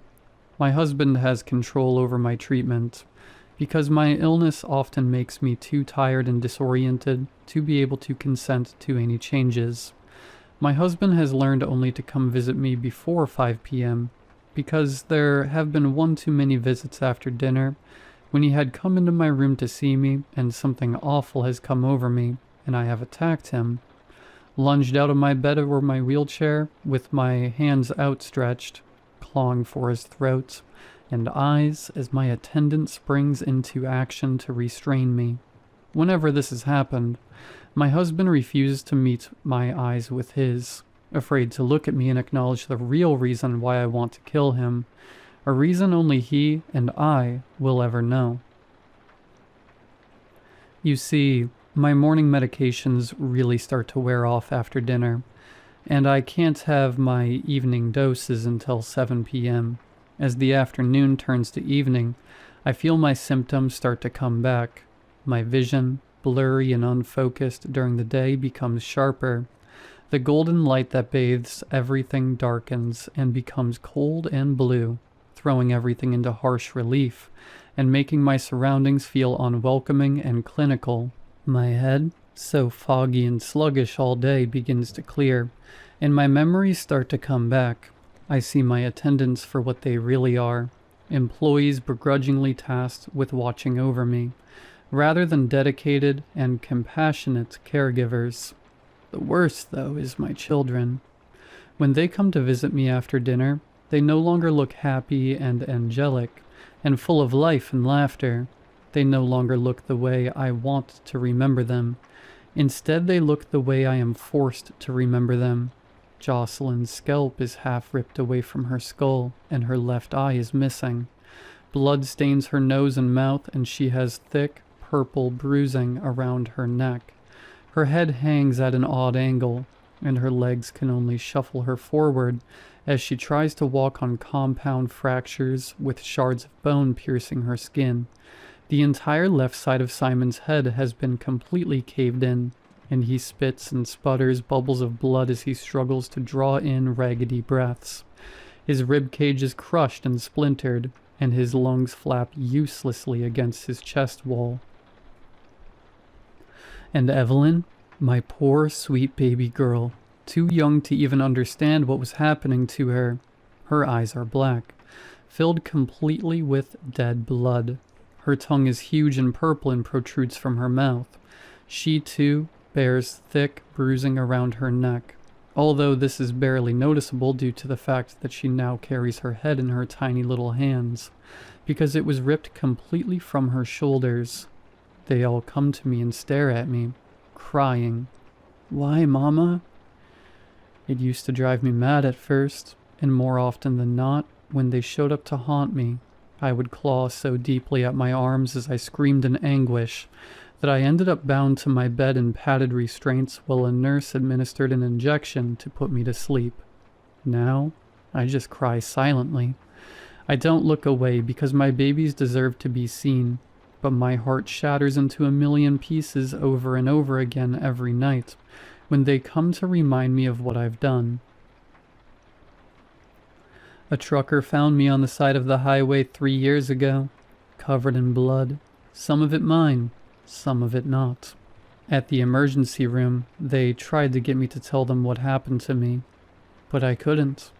All I could do was scream as I pictured my babies the way I left them before I escaped into the woods. I think I hoped to get lost and die of exposure out there, but instead I stumbled out onto the roadway and nearly got hit by a truck. Dying that way would have been better than I deserved. When the police showed up to question me, the emergency room staff were confused, but then the detective explained. My husband had reported the children and me missing that morning. After waking up to find the house empty, he told the police that I hadn't been well lately, hadn't been taking my medications, and he was worried that I may have harmed the children. The police knew as much when they saw me on that gurney, covered in my children's blood, and I couldn't speak to tell them what happened. They finally sedated me to get me to stop screaming, and when I woke up I was handcuffed to the bed rail, and a cop sat in the corner of my room staring me down. They took me to court, but I was found to be incompetent of stand trial. The state psychologist who examined me determined that I had entered a catatonic state and that, in my stupor, I was incapable of understanding the charges being brought against me, and that's how I ended up here at Willow Grove, the highest security forensic psychiatric hospital in the state, imprisoned amongst others deemed incompetent to stand trial, like me, or those who were found not criminally responsible, which is the technical term for not guilty by reason of insanity. And here I've stayed for the past 3 years. After a constant fog of antipsychotics and benzodiazepines, unable to tell anyone what really happened the night I was found, unable to tell anyone the real reason I have attacked my husband so many times, the reason that only he and I will ever know. Because it wasn't me who hurt my precious babies that night in the woods.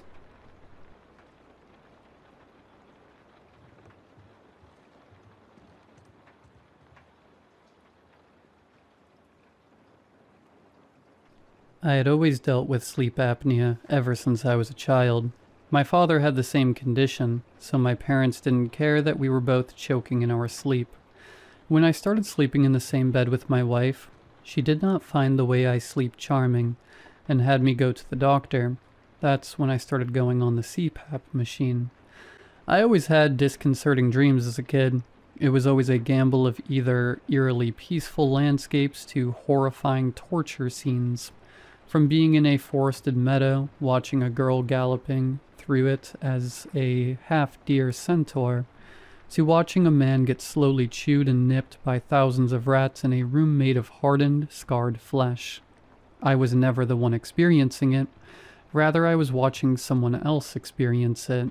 I never wanted to share my dreams, since the last time I did, I got a talking to with my school counselor and parents. When I went on the CPAP machine, my dreams changed. I was no longer suddenly appearing in a place, rather I was floating in space. Surrounding me were thousands of stars, each the size of a baseball, stretching infinitely. When I first saw it, I was in awe. I urged myself forward and swam through the sea of stars, and then I accidentally hit one of them. The star grew until it fully encompassed me. I landed on the ground and ended up in a field of sunflowers, tall enough where the heads reached my shoulders. As I wandered around, I found a clearing with a woman laying down on a soft futon. She looked up from the shadow I casted and had a genuine look of confusion. "Who are you?" she yelled. This was the first time anyone had ever noticed my presence, so I was scared. I ran back and broke through the fields of sunflowers until I ended up back into the ocean of stars. Then the alarm woke me up. I started exploring the space every time I slept, exploring at least 2 stars a night. It was the same as the dreams I always dreamt, a 50% chance of it being either a nightmare or a dream. I once saw a man on a treadmill running while having to peel his bloodied feet from the track, as it was constantly melding into it. Stuff like that. I always thought that I was ending up in the dreams and nightmares of others, that they would soon wake up like me. One night I ended up in a dream of a small girl, around 6. It was a birthday party in the backyard with balloons and a big plastic table with a huge 5-tiered chocolate cake, and a spread of food all around it. Spaghetti, barbecue sticks, fried chicken, kids' party stuff. The one thing that creeped me out was that everybody else at the party had no face. The children and the adults all had hair and clothes, but their face was completely blank. And they were only standing and staring at the girl. The girl had light brown hair and a heavy splash of freckles. She was stuffing her face with cake and chicken. She had bright green eyes. When she saw me, she babbled with excitement and grabbed my hand to join her. I didn't want to stay, but she got a handful of cake, as big as she could, and stuffed it in my hand. I stayed and ate with her. They didn't taste like anything, so she enjoyed it more than me. Then I woke up. At work, I saw the picture of the girl on the screen. She had been dead for 6 months. Her body was found in the basement with 2 others. I stared at her green eyes in the blurry photograph, a picture taken on her birthday. with chocolate cake splattered across her freckled face. From then on, I tried talking to those I visited, those in peaceful places at least, and I confirmed my theory. They were dead. Some for longer than others. One old man in a mushroom cottage didn't have a last name, calling himself Robin's son. For a while I accepted this. I stopped trying to find their obituaries. There was nothing I could do. They were stuck in their little realms in either total bliss or total despair. All I could ever do was come in and chat with them. All the people in their calm realms were very friendly and kind. They shared coffee, teas, meals, all things that I couldn't taste but enjoyed nonetheless. I asked about when they were alive. They wouldn't remember. They knew their name, and that was about it. I guess I understood why. It's easier to be happier when you don't know what you're missing. On one of my travels, I ended up in a flat, foggy place. The floor was purely concrete and the sky was pitch black. Walking through it, I found a boy, sleeping on a bed. He had long hair, spread across the pillow, but I couldn't see his face. When I called him, he wouldn't wake up, so I left. At work, I saw what might be him. He was missing. A 16-year-old boy with long hair. I knew I had to help, at least try to find where he was last. I searched the stars. I never tried to visit a place twice, but I had to this time. It took 2 nights, searching through every star as quickly as possible, until I found him again, in the dark, foggy realms. I ran up to him and shook him awake. I shouted at him, "Do you remember where you were before you came here?" He was groggy. He didn't want to wake up, but I kept on shaking him until he sat up on the bed. I asked his name and where he lived. It was the same as the news coverage, but when I asked where he was before he came there, he drew a blank. I stayed with him for as long as possible trying to retrace his steps. He remembered he was going to be a senior. He was bullied, and that he wanted to disappear. He wandered around town, and that was when his memory stopped. I feared for the worst, so I asked him where he usually liked to hang out.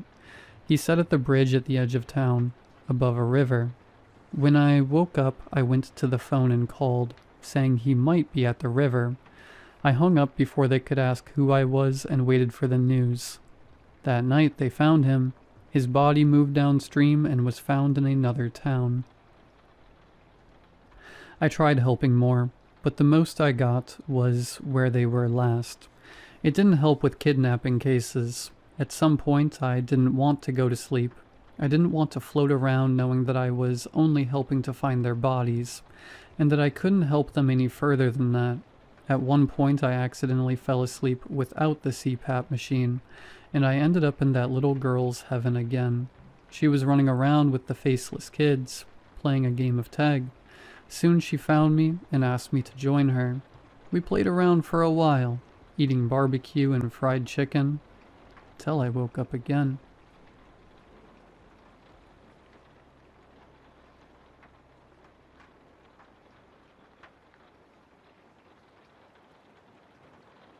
There's 2 things I can tell. The first is that it's there. The second is that it's doing its best to make sure I don't know that it's there. It's quiet, is what I mean. So quiet that I keep second-guessing myself in the night.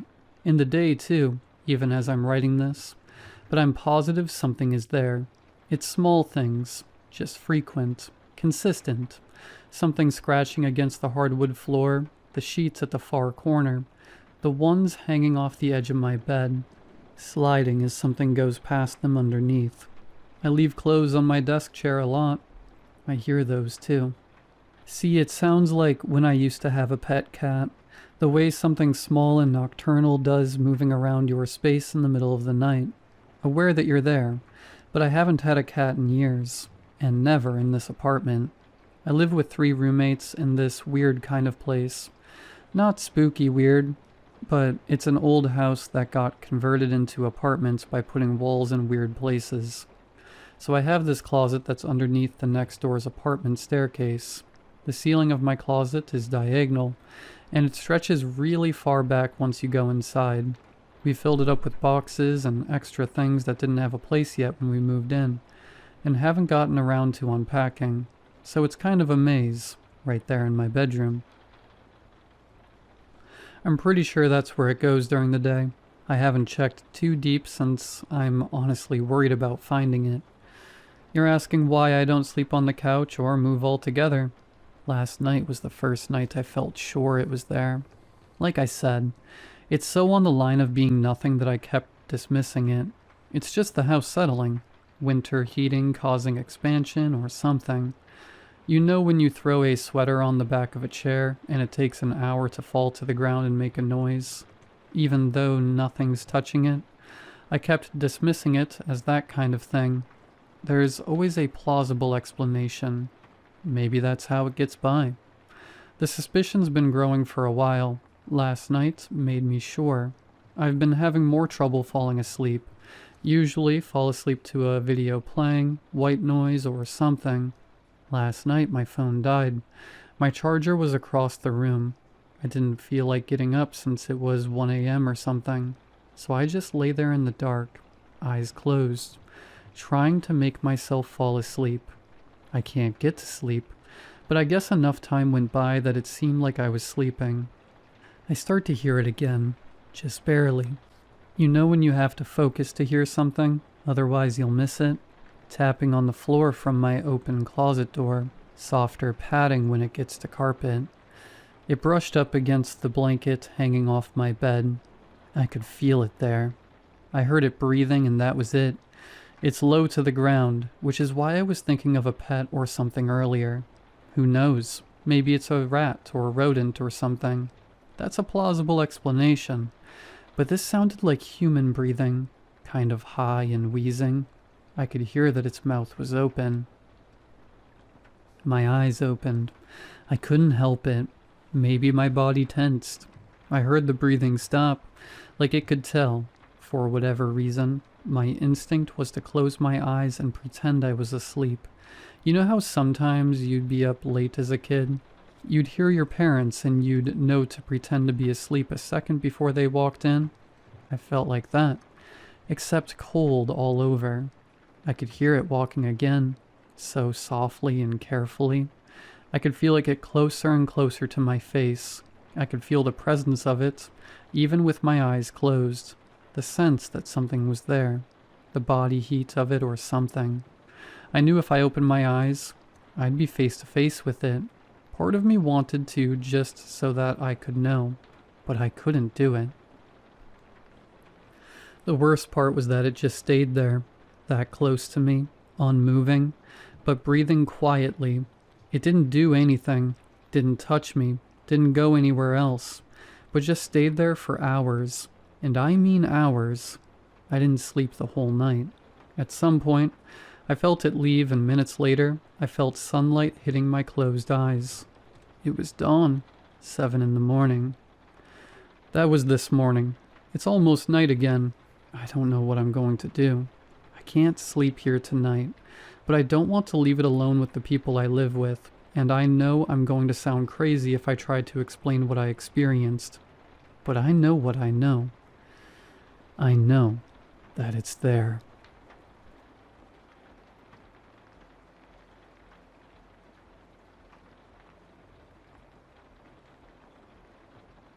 For various reasons, I can't give my name. I've had to alter certain details, such as names, in this to save my butt. But the public needs to know. I am being locked up tomorrow, and I need to get this out now. There are monsters in the world.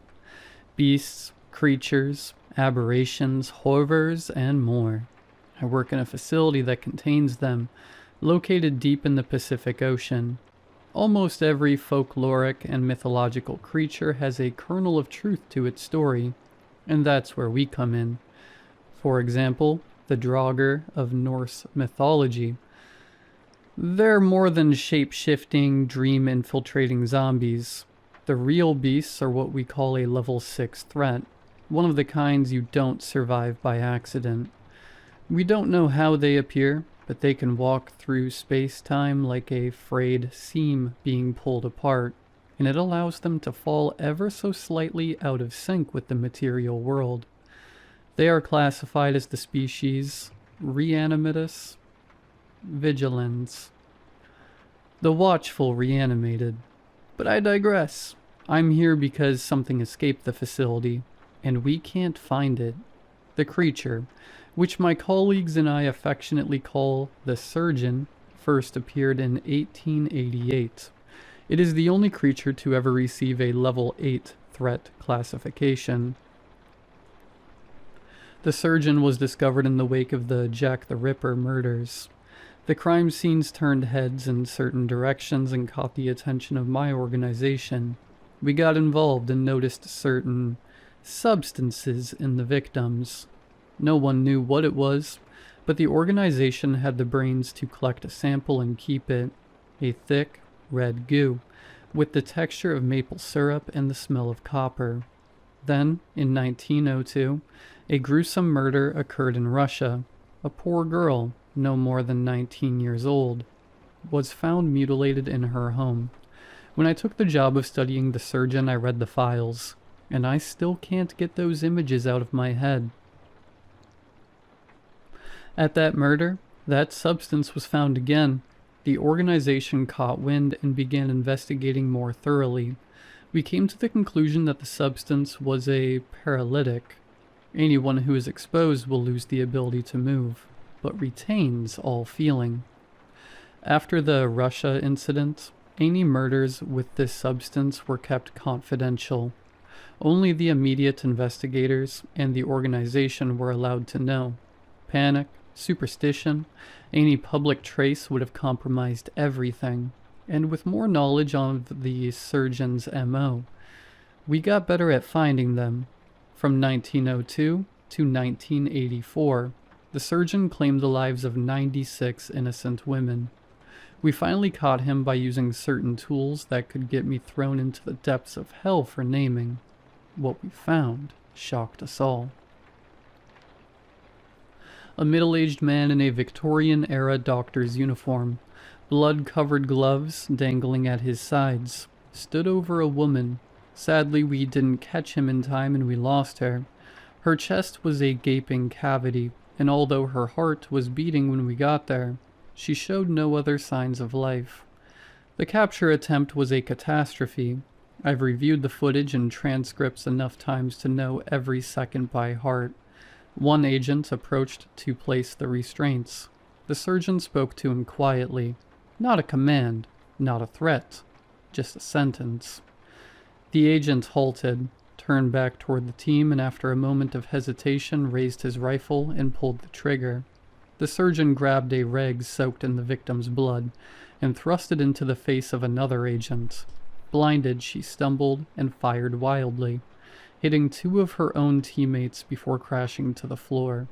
Containment was achieved only after repeated anesthesia darts, restraint nets, and overwhelming force. Even then, it felt less like a victory and more like he had allowed it.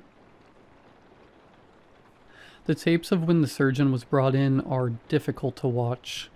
He was so polite, cooperative, almost eager to talk. I still remember them to this day, more clearly than I'd like. "So, do you have a name?" asked Dr. Otto, with a tremor in his voice that could match an earthquake, his hands shaking as he held the pen. "If I did, it is long forgotten to me, Doctor." The Surgeon replied with a remorseful smile. "Right, well, we've been following you since the late 19th century. No name? Can you explain how you're still around?" "Certainly, Doctor." He leaned back in his chair as he looked around. "I learned at a very young age that life is precious. So precious, in fact, that it can be guarded, taken, and traded." "What do you mean by that?" "Well, I found that if I play the right tendons like a violin and drum the right organs, I can move life from someone to another." "So you're stealing their life?" "Oh, Doctor, you make me sound so savage. I perform symphonies of life that only I can hear." He was looking directly in Dr. Otto's eyes as he said this. He leaned forward, eyes bright with something like joy. "Right. Well, tell me, why were they all women?" Dr. Otto shifted slightly in his chair, averting the surgeon's gaze. "They are life-givers, doctor. Pure life." He cackled as the words danced out of his mouth. The tape continued in a similar vein, with the surgeon being open. Some of the staff had an issue with it, saying he was too open. Hindsight is 20/20. They were right. 2 days ago I was sitting with him in his cell, blackjack on the table between us, and a pile of cigarettes on his side and a much smaller pile on mine. "Hit or stand?" I asked, eyeing the pitiful amount of wager I had to give. "John, it's an 8. Of course I hit."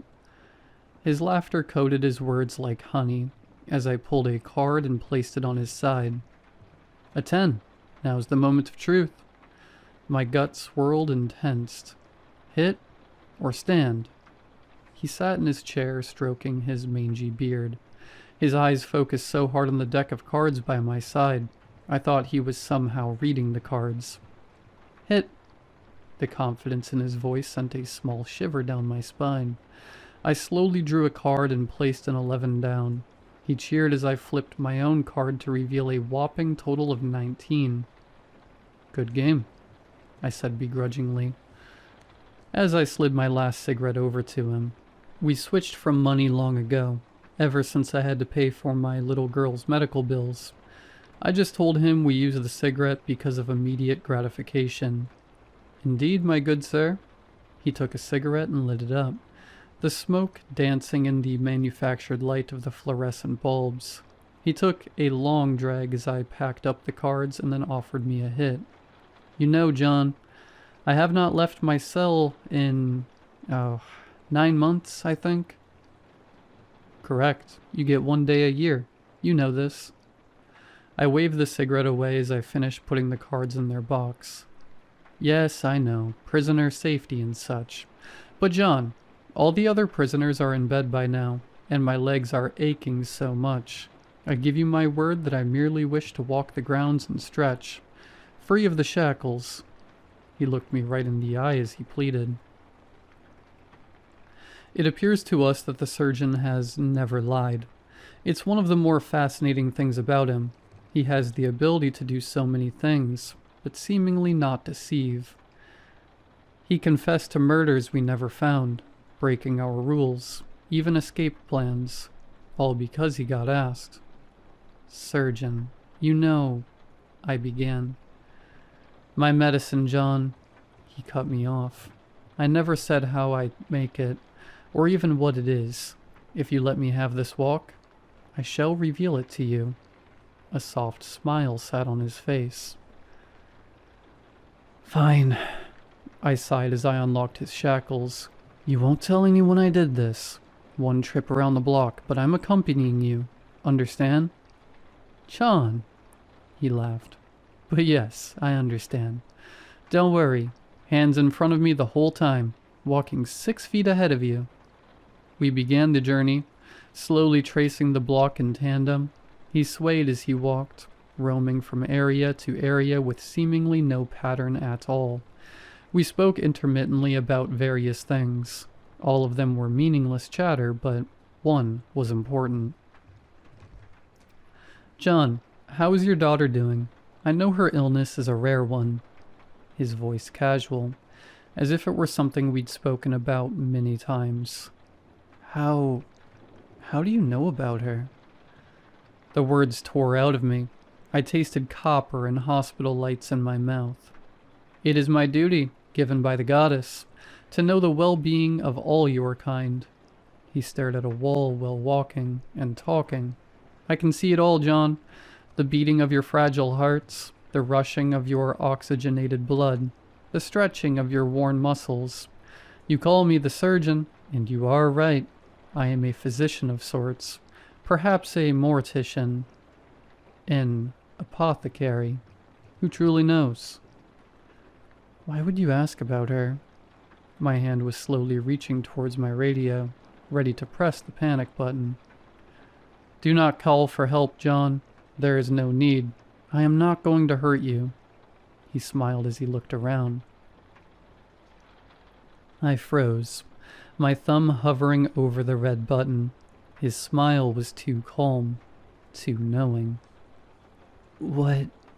Before another word could escape, I felt my neck freezing, my joints locked in place. I managed to look down and see that red, thick liquid splattered across my chest. I do not make the medicine, John, he cooed as he stared at me. I pull it out of you. Blood is a wonderful thing. It can control your whole existence. My movements became more restricted. I felt my skin tightening until I couldn't even blink. I could feel the signals from my brain, firing at full power, telling my body to move, but nothing happened. I could feel the tendons and joints eagerly awaiting orders, trying to move on their own, but nothing happened. A faint groan escaped my clenched jaw. Oh, John, he tutted. It is okay. I am just going to stretch my legs. Do not worry. I am a man of my word. I will not make you experience pain. He slowly paced around my frozen body. Those Draugr you have in Bay 4 are lovely fellows. He let out a grin unlike any other I've seen, far too wide with dead eyes. Do you want to see a secret they showed me? He chuckled as I saw him begin to blur, as if he was vibrating on the spot at the speed of sound. His laugh became distant, and in an instant he was gone. After hours of waiting, I could move again. Then, after even more hours of debriefing, I could move freely again. Hours of alarms, questioning, lockdowns, and field teams being deployed. I told them to not contain him again. Kill him. On my way out of my commander's office, he called out to me. John, wait a moment. He barked with an authoritative gravitas. There's something I don't understand. Off record, of course. I turned around and saw him kill the power to the recording device. What's that, sir? My eyes averted his gaze as I turned around. The surgeon mentioned your daughter. We've had him marked as an ontological threat, but I can't get over that final line from him. What if he's an ego threat? Why does it have to be one or the other? I muttered as I left. I then realized that we had spent so much time categorizing these creatures, we didn't consider the possibility that they can merge and blur the lines between black and white. That suggestion brought about even more chaos. An ontology threat can rewrite time and space. An ego threat can rewrite humans. It doesn't touch reality at all. It touches us. Whatever part of you thinks it's still you, as far as I knew, ego threats were theoretical, but now I'm wondering otherwise. Before today, I wouldn't have even considered that blood magic he did to exist, but now I'm researching our archives, Babylonian and Canaanite cultures using blood rituals. Paracelsus and Agrippa considering blood for alchemy. Hemomancy throughout history. Earlier today I was filing through files, and I got a small paper cut. I instinctively brought it to my mouth and sucked on the wound, but what I tasted wasn't blood. It tasted like curdled milk covering rotten eggs. I drew my finger away, holding back a gag, and I saw the substance trickling down my index finger. As soon as it made contact, I felt that locking sensation again. My fingers refused to obey my mind's command to bend.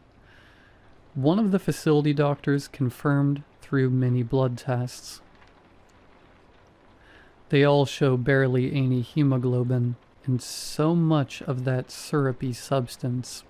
Yet somehow my vital signs remained inexplicably normal. My blood in his medicine. Tomorrow I'm getting locked up as a new type of creature in this prison of ours. I've been given 1 day to get my affairs in order. The surgeon wears the shape of a man, around 184 centimeters tall, with black hair and pale skin. He has one green eye and one brown eye. His voice is soft, almost kind and patient, with a faint British sound. If you see him out there, run. I've told you what I can. The rest, I've changed. For your safety. And mine.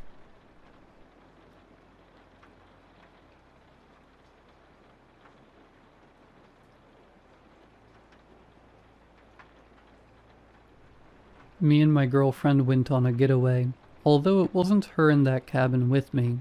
So, my story begins with me and my girlfriend planning a little getaway. We had been thinking about it for a while and decided it was finally time.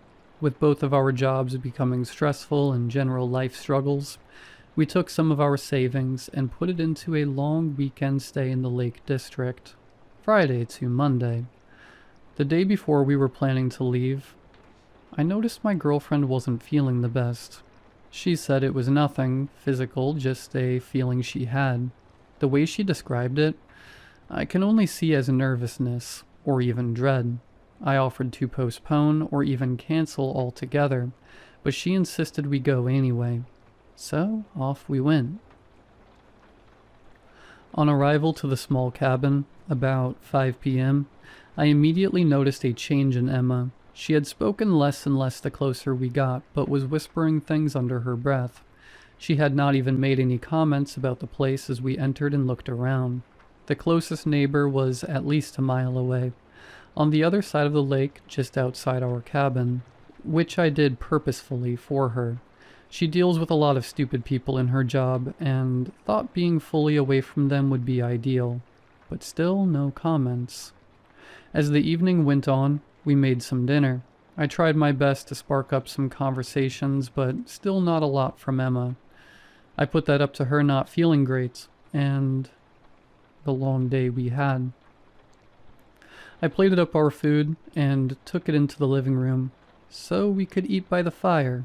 As I set the plates down, I noticed I didn't hear her behind me anymore. She was walking right behind me a second ago, carrying our drinks. I turned to the hallway leading to the kitchen, but was just met with darkness. Where could she have gone? "Babe?" I called out, hoping I'd get a little response of, "Just forgot my phone in the kitchen," or something that would have made her change direction suddenly without mentioning it. But nothing. Just eerie silence with the occasional crackling of the fire. It wasn't a big deal, so I just sat down and began browsing for something for us to watch while we ate. It must have been 5 minutes since I called for her, and still not a single sound in the whole house. I called her name again, but still nothing. I listened intently, for a door to close, a toilet to flush, anything, until I heard a slow and deliberate creaking of a floorboard, just behind the sofa where I was sat. There was no way she could have gotten to that spot. She would have had to come from the corridor on my right leading to the kitchen. She would have to walk right by me to get to the hallway to the bedroom, which was directly behind me. I switched the TV off out of impulse to try and hear better, and then I froze. In the TV reflection, I saw my girlfriend, her hair dripping wet, clothes torn and drenched, and she was smiling, less than a foot behind my back. I jumped up and turned around, but no one was there. Not my girlfriend, not a puddle on the floor like I expected, but more creaking.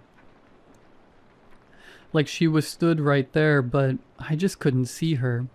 I stared intently down the hallway to the bedroom, not taking my eyes off of it, hopeful I would hear another creak to locate who or whatever that was I just saw. "Hey babe, are you okay?" A voice came from my left. I screamed and jolted backwards, almost knocking the food off the table. "Whoa, what's up? You look like you've seen a ghost," my girlfriend said to me with a small laugh. "Where did you come from?" "I had to pee. Is that okay with you?" she said sarcastically. I tried to slow my breathing as I sat down next to my now concerned girlfriend. "What happened?" "I thought I saw someone in the reflection." "Are you sure? Maybe it was just the coat rack next to the door. How many wines have you had again? I was reluctant to just dismiss it like that, but I agreed. Maybe my brain was making me see things just because I felt a bit creeped out. I just wanted this weird moment to be over. We sat and watched TV, but I couldn't help but feel like I was being watched, and every so often I heard the faintest dripping sound. The sound of water hitting wooden floorboards right behind me. We were getting ready for bed that night, and to be honest, I was still a little freaked out. I wanted to talk about it, but I didn't really know how to say, "Hey babe, why was you being a creepy shit in the TV reflection and then teleported?" So I didn't mention it again. I've always very much believed in ghosts and the paranormal, but Emma, not so much. So I didn't want to be dismissed or even laughed at, because it did sound insane. The night was fairly uneventful, a couple of sounds in the dark house that could have been explained away, so nothing to worry about. Maybe I truly didn't see what I thought I did earlier that evening, and this cabin wasn't haunted. With that, I closed my eyes and slept. I dreamt vividly about the lake, me and my girlfriend having a picnic right next to it. The sun was shining, birds chirping, a seemingly beautiful scene. We both stood up and ran up to the water's edge. I looked down, amused at the ripples in the water making us both look strange. Then the water calmed, and I focused on my girlfriend's reflection. In it, she was smiling, unnervingly wide, and her head rotated to stare at me, though her body remained forward. I pulled my gaze to her face quickly, and she was just peacefully looking out across the horizon, the complete opposite to what I had just seen. I woke up immediately and looked over at my girlfriend to find her sleeping, the same rhythm of snores as usual. I let out a deep breath and tried to go back to sleep, hoping for less messed up dreams this time, please. The next day, it was as if nothing even happened.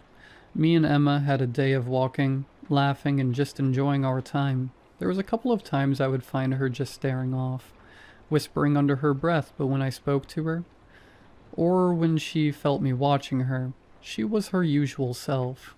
In the evening, however, I don't know where my girlfriend went and what was in her place. We cooked, ate dinner, watched some TV, showered, and got into bed. Nothing out of the ordinary, until it came time to sleep. Emma was already rolled over on her side, and her breathing started to become her soft snores. But I couldn't help but feel uneasy. Just a gut feeling telling me I shouldn't sleep, that it wasn't safe. I don't know what made me do this, but I decided to go to the living room for an hour or so and read. In the dark, by myself. I don't claim to be the smartest, but even I know this was a bit weird of me to do. But before I even know it, I was downstairs, drink in hand and starting to open my book. I sat in the big brown armchair, which was backed on the same wall as the TV in the living room, which meant it was facing the bedroom corridor, with the hallway to the kitchen on my left. However, when I was reading, the book was covering most of my vision. I must have been reading for about 15 minutes when I first heard it, a sharp and quick "hey" in my left ear. Immediately I slammed my book down, scanning the area. The room wasn't exactly well lit, but it was illuminated by a small lamp next to me. The warm light didn't reach to the end of the hallways, but that didn't matter, because the voice must have been centimeters from my ear. I was a bit cautious, but ultimately, I ignored it. I was tired. I assumed it was a similar situation to when you have headphones on, and all of a sudden someone is calling your name. That must have been it. I was simply so engrossed in my book. I thought I heard something. I got back to reading, and the same again. Maybe 15 minutes later, another sharp and quick "hey" to my right ear this time. Again I react quick and look around. I think I see something just out of view going down the corridor. I whisper my girlfriend's name just in case it was her, but had no response.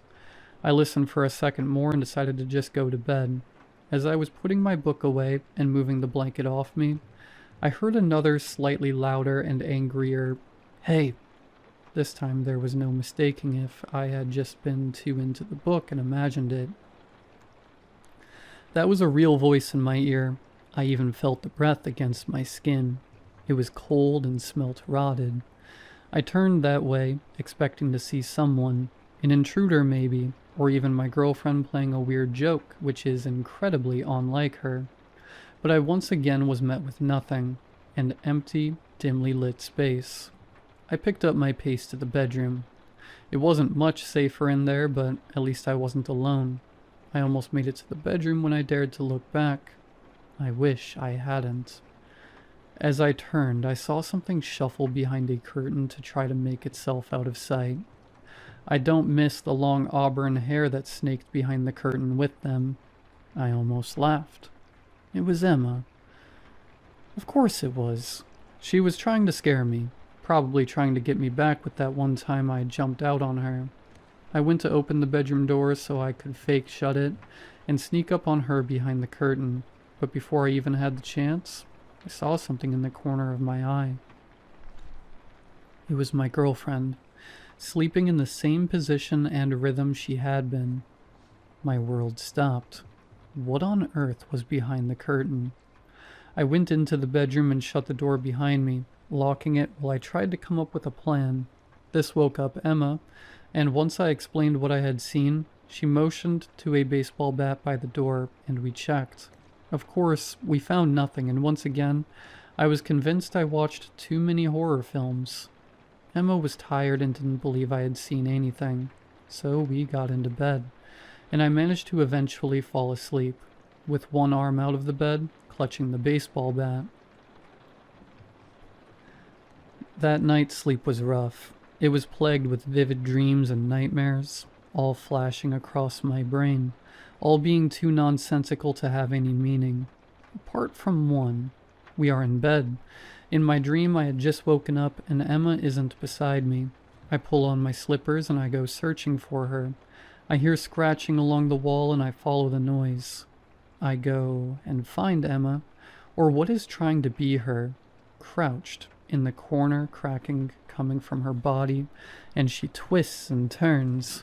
I put my hand on her shoulder and she turns, immediately plunging a knife into my side. Her smile doesn't waver and it seems to grow. I look up at her as I fall to the floor, clutching my side. I see her whisper, "Don't get out of bed." Then I woke up and it was morning. The next morning I felt groggy, unrested, and frankly a little annoyed. I would never dismiss Emma's fears, and yet that's what she did to me. So through breakfast I didn't speak, with nothing to say as all my thoughts were filled with what I have seen. I can tell this upset Emma, and I felt guilty, but this was just how it had to be for a while. A few hours later, Emma told me she had a surprise. I followed her out of the cabin to a picnic set just on the edge of the lake. It made me smile. There's my Emma, smiling sweetly with the sun on her cheeks. We sat down and ate. We chatted, and it seemed a weight was lifted off my shoulders. I don't know what had been causing these dreams and maybe hallucinations, but I would make an appointment for when we got back. We sat there for a while, and then what seemed to be many flies, coming close to Emma's head, circling her. She tried to ignore it and wave them away, but ran off with a small giggle. It was a little odd with how many there were, but I laughed and ran after her until we both ended standing right along the water line. She brushed the leaves off of her, and they fell into the water, creating a ripple. I glanced down and was amused by how the rippling made us look strange, and then it hit me. My dream. This is exactly how it went. My memory was hazy with what happened next. It felt like weird deja vu, but laced with dread. As the water calmed, I looked up at my girlfriend, admiring how beautiful she was while looking out and gazing at the scenery. I smiled to myself at how lucky I am and glanced down. The smile on my face was immediately ripped off when I saw the horror in the reflection. Emma had that twisted, gaping smile with her head cranked toward me. I let out a sound of terror and walked backward until that thing was no longer in view. I spun on my heel and sprinted back into the house, desperate to be away from Emma and whatever was pretending to be her, not knowing which was real. Of course, my girlfriend came after me and tried to calm me down. I could barely get my words out before I saw her eye roll. I was starting to have enough of it. I stated firmly I wanted to leave immediately, but was met with reasons why this is important to her and we need this break. I tried to speak my case, but was told it wasn't real, and maybe just a coincidence. I was starting to believe her when I looked down and noticed my girlfriend's nails were going black and looked dead, her hair dry and breaking off, the opposite of how she usually cares for it. She looked different but the same, like a twin but who had been in the dark her whole life. I knew we needed to get out of here and fast, but I couldn't convince her. I was worried whatever had taken up residence in my girlfriend would act out, hurt her, so I comprised on the next morning. Just had to get through one more night. I went to bed scared for my girlfriend and very scared of her. I know she was still in there, so I tried to be patient and get us out of here as soon as I could without triggering anything. Slowly, through exhaustion, I fell asleep. I woke up suddenly as if someone had thrown water over me, to find Emma not next to me. Maybe she was thirsty or went to get something to eat. She hasn't eaten much since we've been here. I stood up to go and find her to make sure she was okay. As I bent down to put on my slippers, I thought about earlier that day, how uncanny it had been. There was no way it was just a coincidence. I had the exact dream and then it came true. I'm not sure what that meant, but it freaked me out. A thought flashed through my mind of a dream I had the night before. I froze. It came flooding back to me. Me waking up and finding Emma gone, searching for her, the scratching, her crouching, and then the knife. The memory hit me like a brick and I almost went dizzy. I reluctantly stood up, went to the door and twisted the handle. There's no way this is happening. My dreams aren't coming true, are they? That's impossible. But it did happen. Only once, maybe not this time. But I had to make sure my Emma was okay. I took a couple steps down the hallway, my breathing shallow and rapid, repeating to myself that it can't be real. I turned the corner and heard a faint noise. I strained to hear, but it got louder, and then it was unmistakable.